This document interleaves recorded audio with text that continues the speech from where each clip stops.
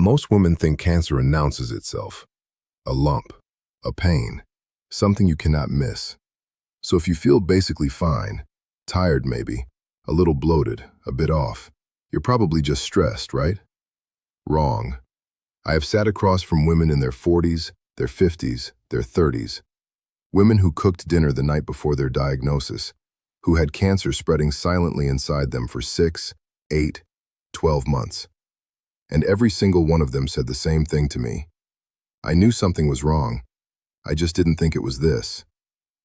Today I am going to show you exactly what their bodies were trying to tell them, because the 5 signs I am about to share with you are the ones most commonly dismissed, minimized, and explained away, by patients and by doctors, until it is too late to catch this at stage 1. Stay with me. This one matters. Serious. Why the quiet cancers are the deadliest. Here is what nobody tells women clearly enough. The most dangerous cancers affecting women, ovarian, endometrial, lung, colorectal, are also the quietest. They do not scream, they whisper.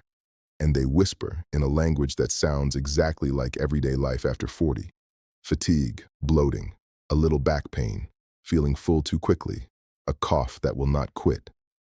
We have built an entire culture around women pushing through these symptoms, around calling them stress, around calling them hormones, around calling them aging, and that cultural habit is costing women their lives. The median diagnosis for ovarian cancer in the United States is stage 3. That means the cancer has already spread beyond the ovaries in the majority of cases before it is even found. The 5-year survival rate at stage 3 is under 40%. At stage 1, it is over 90%. The difference between those two numbers is often just this: knowing what to look for and refusing to be dismissed. Hidden sign. Number 1, persistent bloating and pelvic pressure. I want you to think carefully about this one, because this is the sign that is dismissed more than any other. Not bloating that comes and goes with your cycle or after a heavy meal. I am talking about bloating that is just there, day after day. A feeling of fullness, of pressure, of your abdomen being heavier than it should be. Sometimes a dull ache deep in the pelvis that you have been calling a muscle strain for 3 months. This is the ovarian cancer triad: bloating, pelvic pressure, and feeling full after eating only a small amount. These 3 symptoms together, persisting for more than 2 to 3 weeks, are what the Ovarian Cancer Symptom Index, a validated clinical screening tool, identifies as the most consistent early warning pattern for ovarian cancer. Most women I have spoken with who received an ovarian cancer diagnosis told me they had been treated for IBS for months before anyone ordered an ultrasound. If you have these 3 symptoms together and they are not resolving, you do not need a diagnosis. You need a transvaginal ultrasound and a CA-125 blood test. Write those 2 things down right now. Transvaginal ultrasound, CA-125. Those are the words you say to your doctor. Hidden sign number 2. Fatigue that sleep does not fix. Every woman I know is tired. I understand that. But there is a specific quality of cancer-related fatigue that is different from the exhaustion of a busy life. And learning to tell the difference could save your life. Cancer fatigue is not fixed by a good night's sleep. It is not explained by your schedule. It sits in your bones. It makes climbing a flight of stairs feel like an achievement. It makes you feel 20 years older than you are, seemingly overnight. This happens because growing tumors, particularly in leukemia, lung cancer, and colorectal cancer, create a profound systemic inflammatory response. Your immune system is in full combat mode. Your body is diverting enormous energy resources toward fighting something it cannot contain, and you feel it as a crushing, inexplicable heaviness. Pair that fatigue with any of the following: unexplained shortness of breath, a new pallor to your skin, easy bruising, or unintentional weight loss of more than 10 pounds. And this is not a lifestyle issue.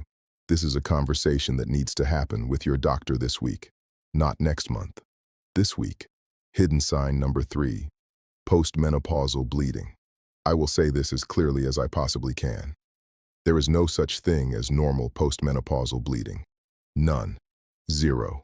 Any bleeding, any spotting, any discharge that is pink or brown or red, occurring 12 months or more after your last period must be evaluated as endometrial cancer until your doctor has definitively proven otherwise. Endometrial cancer is the most common gynecologic cancer in women, and it has a gift that most cancers do not have. It bleeds early. That early bleeding is your body sending you an unmistakable signal.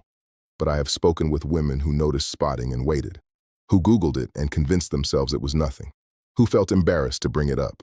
Do not wait. Do not convince yourself. Do not feel embarrassed. A single episode of postmenopausal bleeding is enough to walk into your doctor's office and say, "I need an endometrial biopsy." Those 3 words. Endometrial biopsy. Write them down. Hidden sign number 4. Persistent cough, hoarseness, or difficulty swallowing. Lung cancer is the leading cause of cancer death in women in the United States, more than breast cancer, more than ovarian cancer. And women are being diagnosed with lung cancer at younger ages than ever before, and increasingly in women who have never smoked. A cough that lasts more than 3 weeks with no clear respiratory cause is a red flag. Hoarseness that develops without an obvious explanation and persists beyond 2 to 3 weeks is a red flag. A sensation that food is not moving down easily, what we call dysphagia, is a red flag for both lung and esophageal involvement. These symptoms are almost universally attributed to acid reflux, postnasal drip, allergies. Sometimes that attribution is correct. But when these symptoms persist after treatment for those conditions, the next conversation needs to include a chest imaging study. If your doctor has treated you for reflux twice and your cough is still there, you ask for a chest x-ray. If the x-ray is unclear, you ask for a CT scan. You do not apologize for asking. You advocate. Hidden sign number 5. Skin changes, new itching, and nail abnormalities. This one surprises most people, and it is one of the most underappreciated warning systems the body has. Certain cancers trigger what we call paraneoplastic syndromes. Essentially, the tumor releases substances that affect distant parts of the body, causing symptoms that seem completely unrelated to where the cancer actually is. The skin is one of the most visible places this shows up. Sudden, unexplained itching, particularly on the palms, soles, or torso, with no rash and no skin condition to explain it, can be an early signal of lymphoma, bile duct cancer, or pancreatic cancer. Yellowing of the skin or the whites of the eyes, jaundice, is a signal of bile obstruction that needs same-day medical attention. New dark patches appearing in skin folds, particularly around the neck or armpits, a condition called acanthosis nigricans, can be associated with gastrointestinal cancers. Nails that curve downward over the fingertips, clubbing, can be associated with lung cancer. Your skin is talking to you. It is worth listening. The diagnostic gap, and the 4 tests you must ask for, by name. Here is the hard truth. A standard annual physical in a 15-minute appointment is not designed to catch these cancers early. It was never designed for that. It checks your blood pressure, your cholesterol, your thyroid. It does not include ovarian cancer screening. It does not include endometrial sampling. It does not include lung cancer screening unless you meet very specific criteria. That gap exists, and the responsibility of closing it falls on you, not on the system. So here are the 4 things I want you to walk into your next appointment prepared to ask for by name. Number 1, a CA-125 blood test, combined with a transvaginal ultrasound if you have persistent bloating, pelvic pressure, or fullness.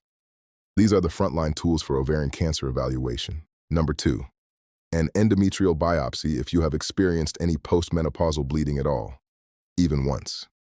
Number 3, HPV co-testing alongside your pap smear if you are over 30. A pap alone can miss high-risk HPV strains that lead to cervical cancer. The 2 tests together are the gold standard. Number 4, a genetic counseling referral for BRCA1 and BRCA2 testing if you have a first-degree relative, mother, sister, daughter, who has had breast or ovarian cancer. This single test can change your entire surveillance plan and your life. Write those 4 things down. Fold the paper. Put it in your wallet. Take it to your next appointment. What to say when your doctor dismisses you? I want to give you language, because I know what it feels like to be sitting in that office and hear the words, "I think you're fine," when your body is telling you something different. You say this, "I understand that your clinical impression is reassuring, and I respect that. But these symptoms have been present for more than 3 weeks and they are affecting my daily life. I would like to document this visit and I would like a referral or a specific test before we conclude that nothing is wrong. That is it. You are not being difficult. You are being your own best advocate. And if that doctor still does not listen, you find another doctor. Full stop. The emotional truth. I have stood beside hospital beds after late-stage diagnoses. I have watched women replay every appointment in their minds, every symptom they talked themselves out of mentioning. Every time they said, "I didn't want to be a bother." I need you to hear this directly from me. You are never a bother. Your body's signals are never an overreaction. You have spent your entire life putting other people first and minimizing your own discomfort. The one place that cannot continue is when it comes to your health. The women who survived, the ones who caught it early, were not lucky. They were persistent. They trusted themselves. They walked back into that office a second time and said, "Something is wrong, and I need you to help me find out what it is." That persistence is available to you right now. Your action plan. Starting tonight. Tonight. I want you to do 3 things. First, take out a piece of paper and write down any symptom from this video that you have been experiencing and dismissing. Write the date next to it. Start tracking. Second, book a doctor's appointment this week if any of these signs, the bloating, the fatigue, the bleeding, the cough, the skin changes, have been present for more than 3 weeks. Bring your list. Use the language I gave you. Third, share this video with one woman you love, a mother, a sister, a best friend, a colleague. You do not need to say anything complicated. Just send it. Your share today could be the reason she catches something in time. Everything shared in this video is for educational purposes only and does not constitute personal medical advice. Please consult a qualified healthcare provider for diagnosis, testing, and treatment decisions specific to your health history. Tell me in the comments. Have you ever had a symptom dismissed that turned out to be something serious? Your story might be exactly what another woman watching needs to hear today. Share this with every woman you care about, and subscribe if you want to go deeper on women's health, because there is so much more I need to tell you. Take care of yourself. You are worth it.